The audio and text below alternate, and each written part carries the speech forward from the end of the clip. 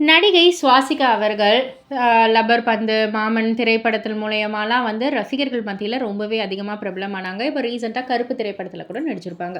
சமீபத்தில இன்டர்வியூல ஒரு விஷயத்த பகிர்ந்துக்கிட்டாங்க. அதாவது அவங்க கல்யாணம் பண்ணிக்கக்குள்ள, அந்த கல்யாண வாழ்க்கை, ப்ரொஃபஷனல் வாழ்க்கைன்னு 2மே வந்து கொலாப்ஸ் ஆகக்கூடாது. எந்த ஒரு பிரச்சனையும் இருக்கக்கூடாது. அந்த மாரிலாம் நான் ரொம்பவே வந்து ப்ரே பண்ணிக்கிட்டேன். அதுக்கு ஏற்றார் மாதிரியே வந்துட்டு என்னுடைய ஹஸ்பண்ட் பிரேம் வந்துட்டு இப்போ விஜய் தொலைக்காட்சியில வந்துட்டு அழகே அழகு சீரியல்ல வந்து நடிச்சுக்கிட்டு இருக்காரு இல்லையா? போலீஸ் ஆஃபீஸரா வந்து நடிச்சுக்கிட்டு இருக்காரு.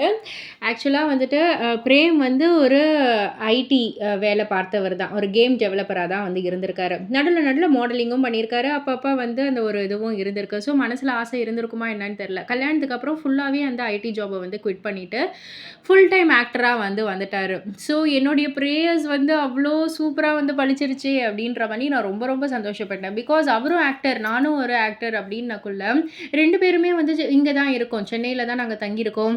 இங்க நாங்க ஷூட்டிங் போறோம். ஆ வெளியில போணும்னாலும் நைட்டு டின்னர் வெளியில போறோம்.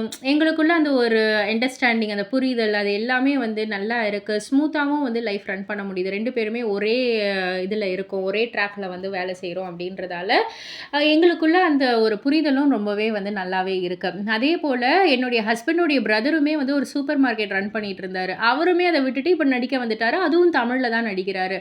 ஸோ எனக்கு வந்துட்டு எல்லார்கிட்டயுமே வந்து அந்த ஒரு இப்ப புரிதல் இருக்கும் அப்டின்றதால எனக்கு ரொம்ப ரொம்ப சந்தோஷம் அப்டின்ற மாதிரி அவங்க பகிர்ந்துக்கிட்டாங்க. இத பத்தி நீங்க என்ன நினைக்கிறீங்க? உங்களுடைய கருத்து என்ன? அப்டின்றத கீழ உள்ள கமெண்ட் பாக்ஸ்ல குறிப்பிட்டு சொல்லுங்க. மறக்காம சேனல சப்ஸ்கிரைப் பண்ணி பக்கத்துல உள்ள பெல் ஐகான கிளிக் பண்ணிடுங்க.